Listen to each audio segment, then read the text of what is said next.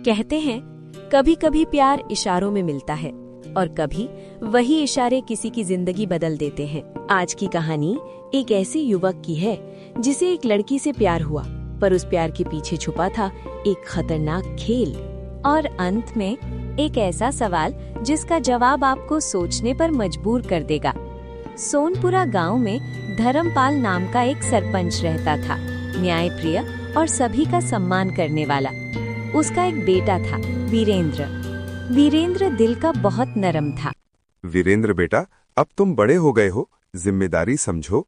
जी बाबूजी, लेकिन थोड़ा घूमना फिरना भी जरूरी है। ठीक है, पर संभल कर जाना। एक दिन वीरेंद्र अपने दोस्त रघु के साथ जंगल की ओर निकल पड़ा।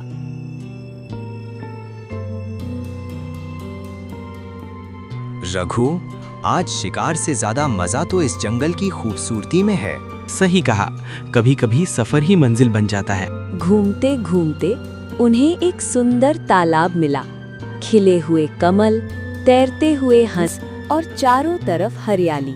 तभी वीरेंद्र की नजर एक लड़की पर पड़ी।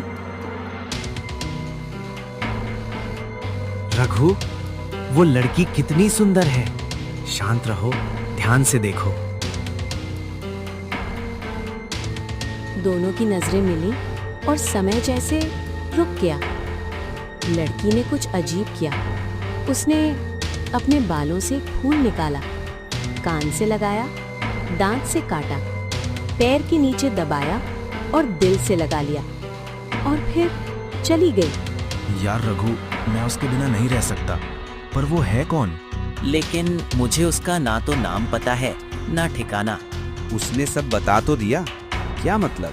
कान से फूल लगाया, कानपुर। दांत से काटा, दंतेश्वर की बेटी। पैर से दबाया, नाम पद्मा। दिल से लगाया, तुमसे प्रेम करती है। चलो अभी चलते हैं। और फिर दोनों दोस्त निकल पड़े एक अनजाने सफर पे।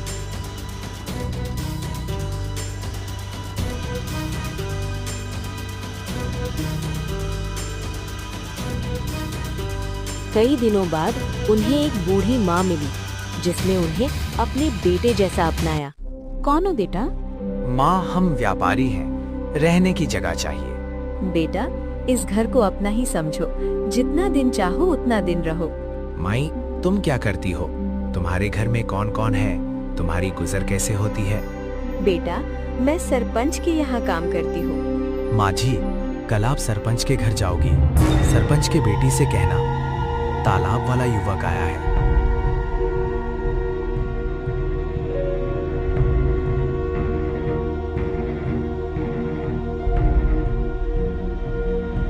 अगले दिन जब बुढ़िया सरपंच के घर गई, उसने वीरेंद्र का संदेशा उसे दे दिया। पद्मा संदेशा सुनते ही गुस्सा होकर हाथों में चंदन लगाकर उसके गाल पर तमाचा मारा और कहा, निकल जा मेरे घर से। बुढ़िया ने घर आकर सब हाल वीरेंद्र को कह सुनाया। वीरेंद्र हक्का बक्का रह गया। तब उसके मित्र ने कहा, आप घबराए नहीं, उसकी बातों को समझें। उसने 10 उंगलियां सफेद चंदन में मारी। इससे उसका मतलब ये है कि अभी 10 रोज चांदनी के हैं। उसके बीतने पर मैं अंधेरी रात में मिलूंगी। 10 दिन के बाद बुढ़िया ने फिर पद्मा को खबर दी, तो इस बार उसने केसर के रंग में 3 उंगलियां डुबोकर उसके मुंह पर मारी और कहा, भाग यहाँ से। बुढ़िया ने आकर सारी बात सुना दी। वीरेंद्र शोक से व्याकुल हो गया। रघु ने समझाया, इसमें हैरान होने की क्या बात है? उसने कहा है कि मुझे मासिक धर्म हो रहा है, 3 दिन और ठहरो। 3 दिन बीतने पर बुढ़िया फिर वहाँ पहुँची। इस बार पद्मा ने उसे फटकार कर पश्चिम की खिड़की से बाहर निकाल दिया। उसने आकर वीरेंद्र को बता दिया। ये सुनकर रघु बोला, मित्र, उसने आज रात को तुम्हें उस खिड़की की राह बुलाया है।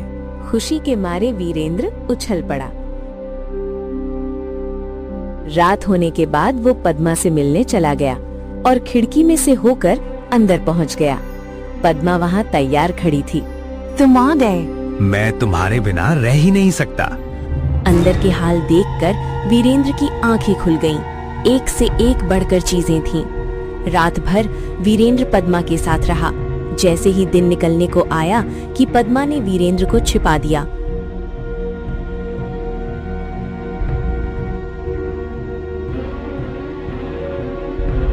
इस तरह कई दिन बीत गए। अचानक एक दिन वीरेंद्र को अपने मित्र की याद आई। उसे चिंता हुई कि पता नहीं उसका क्या हुआ होगा। उदास देखकर पद्मा ने कारण पूछा तो उसने बता दिया। तुम उदास क्यों हो? दोस्त रघु की याद आ रही है। वो मेरा बड़ा प्यारा दोस्त है, बड़ा चतुर है। उसकी होशियारी ही से तो तुम मुझे मिल पाई हो। मैं उसके लिए बढ़िया बढ़िया भोजन बनवाती हूँ, तुम उसे खिलाकर तसल्ली देकर लौट आना। खाना साथ में लेकर वीरेंद्र अपने मित्र के पास पहुंचा। वे महीने भर से मिले नहीं थे। वीरेंद्र ने मिलने पर सारा हाल सुनाकर कहा कि पद्मा को मैंने तुम्हारी चतुराई की सारी बातें बता दी हैं, तभी तो उसने ये भोजन बनाकर भेजा है। रघु सोच में पड़ गया और उसने कहा, ये तुमने अच्छा नहीं किया। पद्मा समझ गई कि जब तक मैं हूं वो तुम्हें अपने बस में नहीं रख सकती, इसलिए उसने इस खाने में जहर मिलाकर भेजा है। ये कहकर रघु ने थाली में से एक लड्डू उठाकर कुत्ते के आगे डाल दिया। खाते ही कुत्ता मर गया। वीरेंद्र को बड़ा बुरा लगा। अरे बाप रे, ऐसी लड़की से भगवान बचाए। मैं अब उसके पास नहीं जाऊंगा।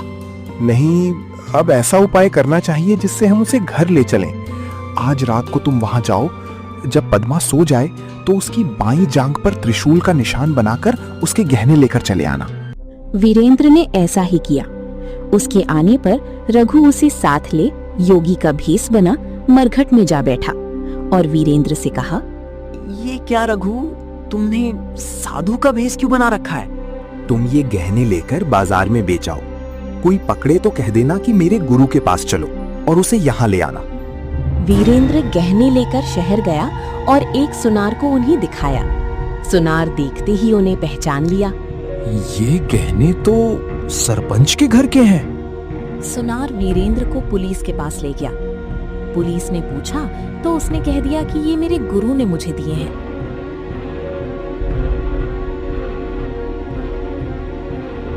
वीरेंद्र ने गुरु को भी पकड़वा दिया। सब सरपंच के सामने पहुंचे। सरपंच ने पूछा, योगी महाराज, ये गहने आपको कहाँ से मिले? रघु ने कहा, सरपंच, मैं मसान में काली चौदस को डाकनी मंत्र सिद्ध कर रहा था कि डाकनी आई। मैंने उसके गहने उतार लिए और उसकी बाईं जांघ में त्रिशूल का निशान बना दिया। इतना सुनकर सरपंच घर गया और उसने अपनी पत्नी से कहा, सुनो, तुम अंदर जाकर पद्मावती की बाईं जांघ पर देखो कि त्रिशूल का निशान तो नहीं है। सरपंच की पत्नी ने देखा तो पद्मावती की जांघ में निशान था।